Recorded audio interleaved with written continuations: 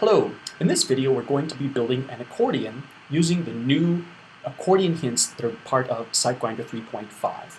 Now to begin with, I just have a Photoshop document with a white background and I've placed inside of it one boundary layer that has the accordion hint. You can see it there. Now the accordion hint just tells SiteGrinder, hey, everything that's above me and within my bounds should be part of the accordion. There's only two types of layers that can be direct children of the accordion, and those are buttons and tab layers. Now the buttons, which I will start with, can be any sort of button you want. You can have layer group buttons, graphic buttons with hover and click states, text buttons that you customize in the design manager. Any sort of SiteGrinder button will work at all. In this particular case, I have happened to have made layer group buttons, but they really could be anything. Now the names of these buttons must match to tabs. So I have a fax button and a fiction button. Then I'm also going to show some of the tabs that I've got.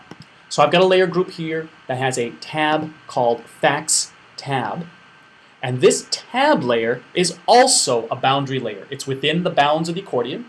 And it just tells SiteGrinder, hey, everything within my bounds that's above me in the layers palette, all of that stuff is part of this tab, part of the Fax Tab. And so there can be multiple layers that are part of the Fax Tab. Now that'll include every single layer up until it finds another tab, and so above this layer I also have a fiction tab, and the fiction tab has different content that it contains. So now my accordion is set. I have my accordion, my buttons, my tabs, I'm all set. Now there's two very important rules to remember when working with accordions. First, and this is the one that might trick you up, is that all the elements of the accordion must be visible on the layer comp where you want them to appear. It's very easy to turn off a layer group, such as this fax group and my fax tab, and not realize that it's not part of the layer comp anymore. Now SiteGrinder, if it detects this, will warn us about this in the report. But just so remember that all the elements of the accordion must be visible on that layer comp, even though they often, in this particular case, they obscure one another. The second thing to remember is that every tab must have a matching button.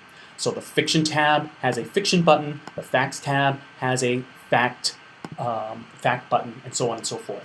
Also notice that the tabs don't contain the buttons. The buttons do not go inside the tabs. So the buttons are in one part of the document. You can see here, my buttons are up here, and my tabs, if I were to grab these layers, they're in the lower part. So the tabs don't contain the buttons. They are both independent children of the accordion. All right, so once this is set, all we do is we go ahead and we open up SiteGrinder. It's going to scan that Photoshop file, check it, make sure everything's okay, and it'll warn us if there's a problem, if there's a tab that's hidden, that it doesn't know anything about, things like that. And after that, all you have to do is build it. Now in this particular one, I built this a little bit ago, so let's just go ahead and take a look at it. And here it is. So now we have the buttons are both interactive. I can roll over them. They have their little rollover effects that I specified in Photoshop.